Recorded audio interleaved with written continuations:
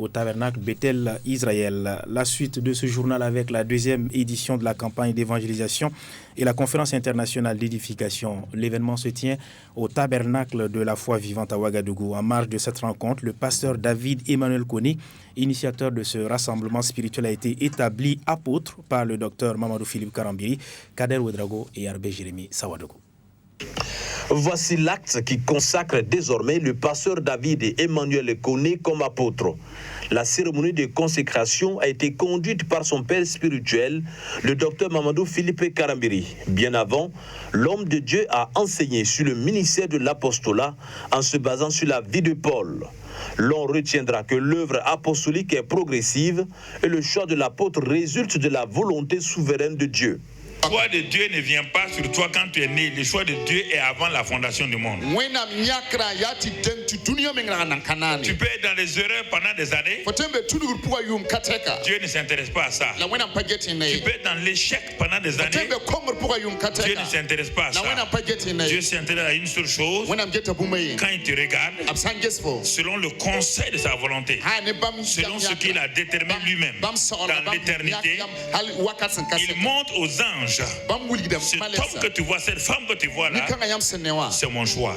Par ailleurs, l'apôtre doit se familiariser avec la voix du Saint-Esprit afin de recevoir de lui des instructions claires.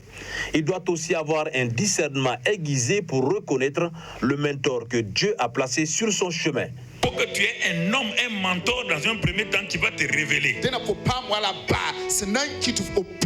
Parce que ce mentor appelé Barnabas, c'était un homme de confiance. Un homme que les apôtres respectaient. Un homme que la communauté chrétienne respectait. Quand il allait quelque part, les gens disent que cet homme-là dit c'est la réalité. C'est cet homme que Dieu a mis sur la route de Saul de Tarse. Il a pris Saul de Tarse sous ses ailes, sous son mentorship. Il lui a révélé ce que lui il savait.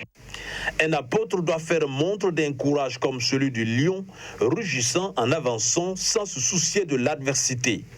Autant son apostolat doit faire ses preuves, autant il doit être prêt à faire face aux épreuves. Les preuves, c'est votre compétence, ce que Dieu fait à travers vous. Les épreuves, ce que vous devez subir face donc, à la pression sociale, à la pression des hommes. Et vous devez prouver que vous êtes un homme fait de la bonne manière, que votre substance est réelle. Et vous devez vaincre ces épreuves-là pour montrer aux autres que vous êtes capable de les mener à bon port. Mais si vous claquez devant les épreuves, les gens se disent, mais il n'est pas un bon chef parce que lui-même claque, comment on va faire? Une locomotive qui s'arrête en plein milieu de la route, les wagons ne peuvent plus avancer. Il dit ce qui vient de se produire est très très important parce que c'est une impartition qui va l'amener à un prochain niveau de son ministère. En outre, la consécration ouvre l'intelligence du consacré à la connaissance révélée de Dieu. Par cette prière prophétique, c'est l'onction apostolique qui est transférée sur lui.